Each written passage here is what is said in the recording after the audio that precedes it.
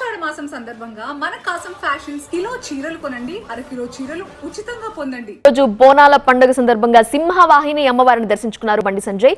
బోనాలకు సరైన ఏర్పాట్లు చేయలేదన్నారు బండి సంజయ్. బీఆర్ఎస్ కాంగ్రెస్ హిందూ పండుగలకి చేసిందేమీ లేదు అన్నారు. 2029లో తెలంగాణలో అధికారంలోకి వచ్చేది బీజేపీనే అన్నారు. భాగ్యలక్ష్మి అమ్మవారి ఆలయాన్ని గోల్డెన్ టెంపుల్ గా మారుస్తామన్నారు బండి సంజయ్.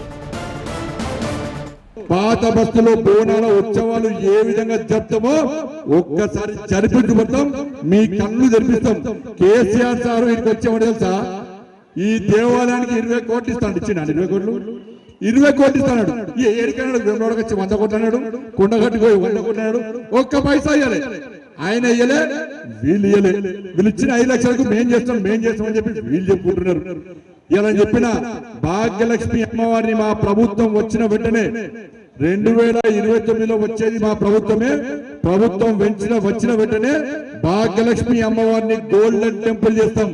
గోల్డెన్ అమృత్సర్ లో గురుద్వారా ఏదైనా గోల్డెన్ టెంపుల్ ఉందో భాగ్యలక్ష్మి అమ్మవారి కూడా గోల్డెన్ టెంపుల్ చేస్తాం.